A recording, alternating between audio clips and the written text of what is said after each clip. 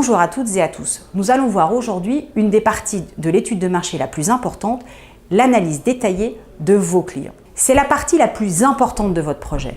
En effet, si vous vous trompez sur les clients, vous aurez des difficultés sur votre chiffre d'affaires et donc il y aura une problématique de pérennité de votre entreprise. Cette vidéo se décompose en 7 parties. 1. La segmentation de votre cible. 2. Le profil de votre cible. 3. Les motivations, mobiles, freins et critères d'achat de votre cible. 4. La façon avec laquelle votre cible achète. 5. L'implantation de votre cible. 6. Le prix psychologique que votre cible est prête à acheter. 7. La taille de votre cible. Le principe général de cette partie d'étude est de poser des postulats et de vérifier ensuite par une enquête. Tout d'abord, la segmentation de la cible. Un principe simple. Si vous vendez tout à tout le monde, vous ne vendez rien à personne. Il est donc important de découper votre cible en un groupe homogène de personnes ou d'entreprises qui ont les mêmes besoins, que vous pouvez servir de la même façon, qui accepteront de payer le même prix et avec lequel vous aurez le même type de relation.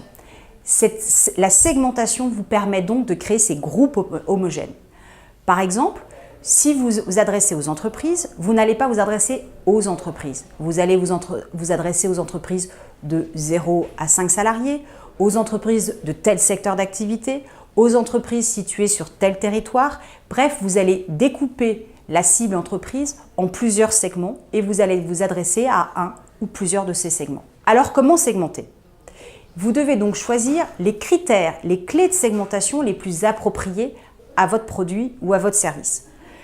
Les clés de segmentation peuvent être l'âge, si c'est des particuliers, le sexe, le lieu d'habitation, les modes de consommation, bref, tout ce qui permet de regrouper des gens entre eux. Ce qui est important de voir, c'est que ces critères soient mesurables. Vous devez pouvoir compter le nombre d'acheteurs potentiels, nous en reparlerons ensuite. Ils doivent être accessibles, vous devez pouvoir toucher cette clientèle. Évidemment, vous pouvez avoir un ou plusieurs critères de segmentation. Vous pouvez vous adresser aux entreprises uniquement de 10 à 20 salariés et uniquement dans le secteur de l'hôtellerie, par exemple. Et vous pouvez encore avoir même un troisième critère de segmentation, ça peut être que l'hôtellerie en bord de plage. À vous de définir ce qui est le plus adapté à votre situation. Il est possible qu'au fil de votre enquête, votre segmentation évolue. Encore une fois, il s'agit de poser votre postulat et d'aller vérifier par les enquêtes. Voyons maintenant le profil de votre cible. Il est possible qu'au-delà de l'utilisateur de votre produit, vous ayez également des individus différents qui vont concourir à l'achat de ce produit. Je m'explique. Vous pouvez avoir des prescripteurs. Le cas le plus flagrant est quand les produits qui s'adressent aux enfants. Le prescripteur est l'enfant, l'acheteur sont les parents. Mais il peut y avoir également d'autres prescripteurs.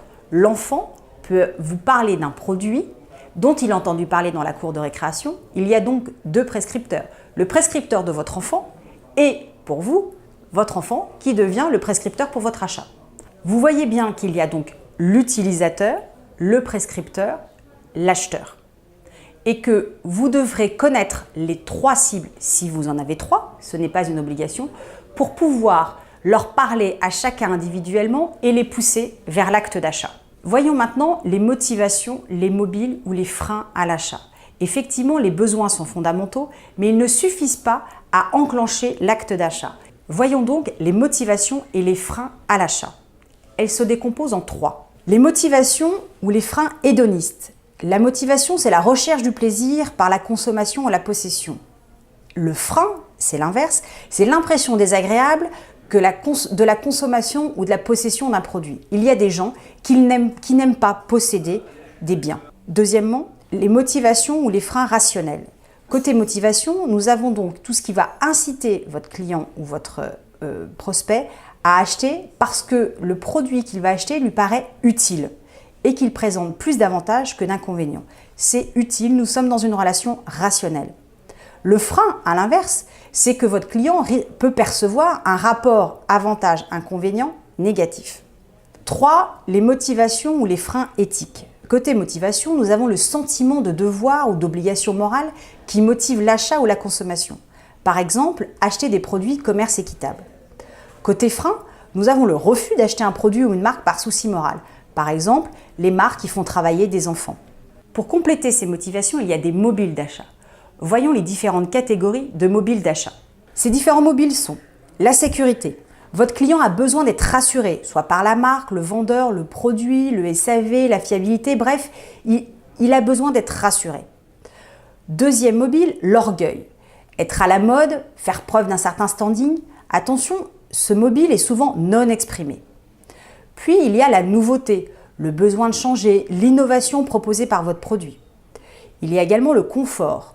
Votre client va rechercher un bien-être, une facilité d'utilisation, une immédiateté, une praticité. L'avant-dernier mobile est l'argent. Il va chercher l'économie, l'envie de faire une bonne affaire. Et enfin, il y a la sympathie. Le côté affectif, c'est je me suis fait un cadeau ou au contraire, j'aime bien le vendeur, alors je vais acheter chez lui. Désormais, nous allons compléter ces motivations et ces mobiles avec des critères d'achat. Comme pour les motivations, il y a des critères rationnels, le prix, la garantie, le SAV, la nouveauté, des critères très rationnels, et il y a également des critères affectifs. Le vendeur était sympa, la boutique est jolie, bref, des critères que vous ne pouvez pas maîtriser. Attention, plus votre client aura une offre large de produits, plus il va repartir sur des critères rationnels pour faire son choix. En revanche, plus votre client va rentrer en relation avec un vendeur, plus l'achat va impliquer une relation importante avec un vendeur, plus les critères émotionnels vont prendre le dessus. Alors, comment savoir quelles sont les motivations, les critères ou les freins à l'achat de vos clients? L'information va provenir de toutes les études que vous aurez lues lors de l'analyse du contexte de votre marché. Encore une fois, vous allez poser des postulats issus de ces analyses et vous allez vérifier lors d'une enquête. Passons maintenant aux modalités d'achat de vos clients. Par quels moyens votre client achète-t-il?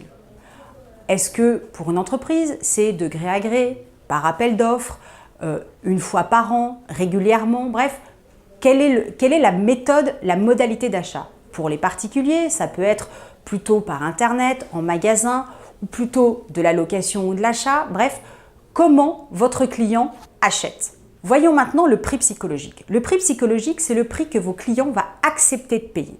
Il se situe entre deux bornes. Une borne inférieure, en dessous duquel le client estime que le prix est trop bas et que le produit ou le service ne sera pas de bonne qualité. Et une borne supérieure, au-dessus duquel votre client n'acceptera plus de payer parce qu'il considère que c'est trop cher. Les entreprises, comme les particuliers, ont des prix psychologiques. Le prix psychologique dépend de votre produit, des motivations d'achat de votre clientèle, mais également du contexte dans lequel se trouve votre client. Prenons un exemple.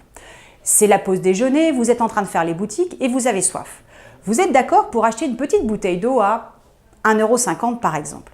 En revanche, samedi, quand vous irez faire vos courses en grande surface, vous n'accepterez pas de dépenser plus d'1,50 € pour 6 bouteilles d'1,5 litre d'eau. Parce que le contexte est différent, votre situation est différente et donc à ce moment-là, votre besoin est différent. Alors, comment faire pour identifier le prix psychologique de votre client? Vous pouvez, par expérience professionnelle, parce que vous avez déjà exercé ce métier, avoir des informations. Mais là encore, toutes les études que vous aurez lues préalablement vont vous donner des informations. Vous allez donc vous fixer cette borne inférieure et supérieure comme postulat et vous vérifierez au moment des enquêtes. Voyons maintenant la taille de votre cible. Cet élément est très important puisque taille de votre cible potentielle multipliée par prix psychologique égale votre chiffre d'affaires. Alors, comment faire pour définir la taille de votre cible? D'abord, vous allez vous baser sur une première estimation qui est liée aux critères de segmentation. Si par exemple, votre cible est les adolescents, dans un territoire particulier, vous allez pouvoir aller sur le site de l'INSEE et savoir combien il existe d'adolescents de l'âge que vous avez défini sur le territoire que vous avez défini. Évidemment, vous ne pourrez pas vendre à l'ensemble de cette cible, mais cela vous donne une première estimation. Cette première estimation devra être ajustée par rapport à vos concurrents. Effectivement, vous ne serez pas les seuls, peut-être, à proposer ce produit et ce service à ces adolescents. En fonction donc du nombre de concurrents, il faudra ajuster cette estimation. Nous en reparlerons lorsque nous aborderons le sujet de la concurrence. Troisième ajustement, le réalisme. Si par exemple, vous arrivez à un potentiel de 500 000 clients, mais que vous êtes tout seul pour réaliser la prestation, vous voyez bien que vous ne pourrez pas servir l'ensemble de ces clients en étant tout seul. Vous devez donc voir en fonction de, par exemple, le nombre de couverts, votre temps disponible, le nombre de collaborateurs que vous aurez, combien de clients vous pouvez servir. Pour cela, il faudra donc savoir comment vous allez produire, quel sera votre process de fabrication, pour savoir si, oui ou non, vous pourrez servir l'ensemble de ce segment. Voyons maintenant la localisation de votre cible. Il faut savoir où se situent vos clients, savoir s'ils sont proches de vous ou loin de vous. Cela est important pour savoir comment communiquer avec eux et comment leur faire savoir que vous exercez. S'ils sont proches de vous, vous pourrez mettre des flyers sur les voitures, avoir une boutique. S'ils sont loin, il faudra penser à une communication différente via Internet par exemple. Si vous achetez une activité de commerce, cette information est importante car il faudra que vous choisissiez le bon emplacement. Où se situe votre cible, vous devrez être à l'endroit où se situe votre cible. La méthode générale, vous l'aurez compris, est d'interroger votre cible. Quelques principes simples. 1. Vous devez maîtriser votre cible. Vous devez savoir qui elle est pour pouvoir aller lui parler. 2. Vous devez sortir pour aller interviewer votre cible.